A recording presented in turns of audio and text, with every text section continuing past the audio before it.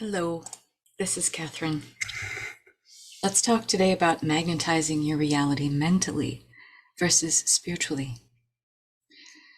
This is what it means to work with the 4D flow state and thinking your reality into being. So when you're trying to magnetize to you a more preferable reality, aligning your choices and focusing solely on individual gain, you're caught in the web of ego need.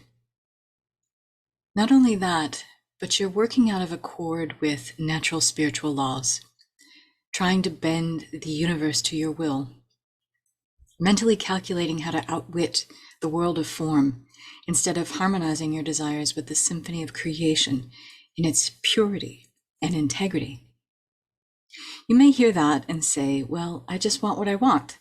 I know I can work hard and make things happen for me. Okay. How has that been working for you? Does it feel good to be in a space of hustling, forcing, and pushing? Do you believe that you must work hard to get what you want, and that's the only way to make things happen? A lot of people do make things happen that way, but it always feels forced. It always feels heavy. It always feels like a level of consciousness where you have to make things happen. They happen by me. But what if you were in a level of consciousness where the universe seamlessly moves through you and you are acting as the most powerful agent of the universe? I want to offer a different perspective, one that's aligned with universal principles, immutable, unchangeable in their virtue and purity, and they're in full integrity with the symphony of creation. So think of your desires and intentions as the launch pad for embarking on a transformative journey, one that reshapes the entire realityscape that you recognize as your identity, your personality, your way of being, your relationship that you have with yourself and the world. This journey is not passive.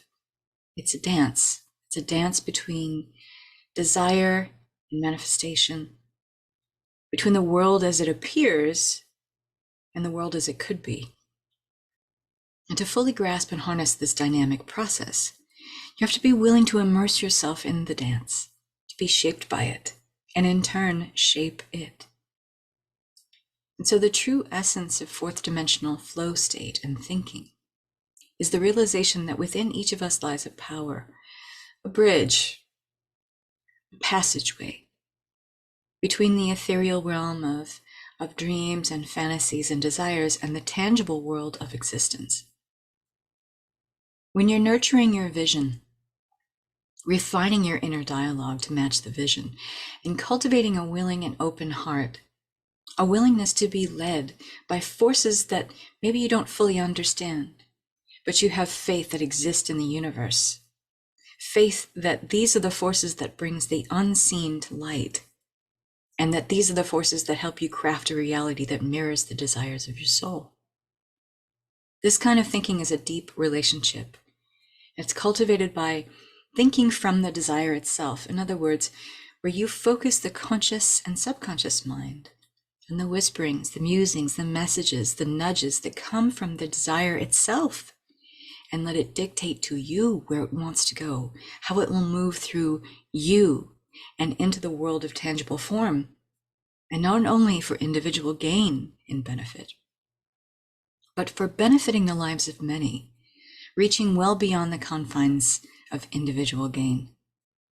This redirects the energy behind chasing dreams or desires or forcing or making things happen, to instead streaming the 4D mental matter of thought, of consciousness, with your own inner dialogue, with the flow of conversation happening in a benevolent universe, one where virtue, purity, integrity, and the concern of the highest good of all is the supreme force guiding everything, because it is.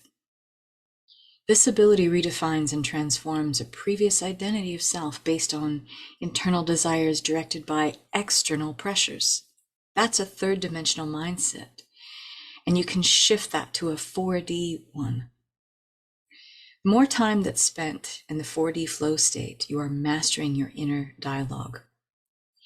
Through this energetic connection with the divine, you not only transform yourself, but you also wield a newfound identity as a powerful instrument for positive change.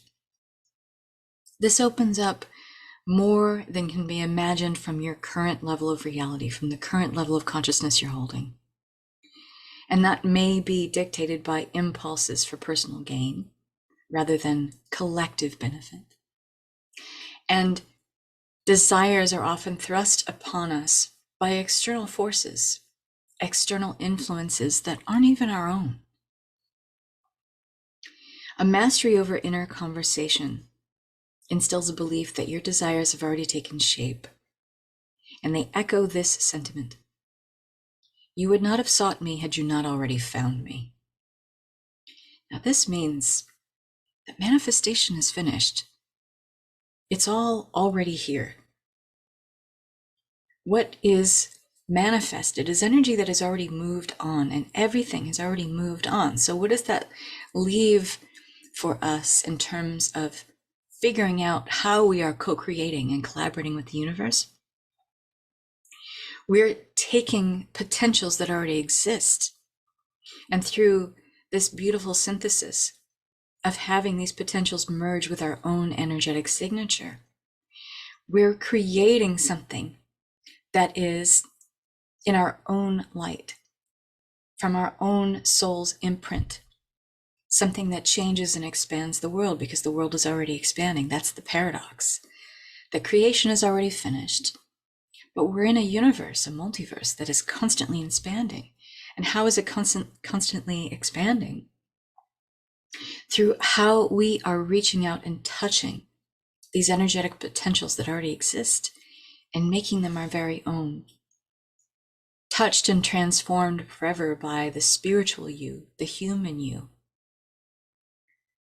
All of this encapsulates perfectly the idea that the spark of wanting something indicates its latent existence. You wouldn't have awareness of it otherwise if it wasn't already there, already known by the multidimensional spiritual you, waiting for its moment of realization by your human you.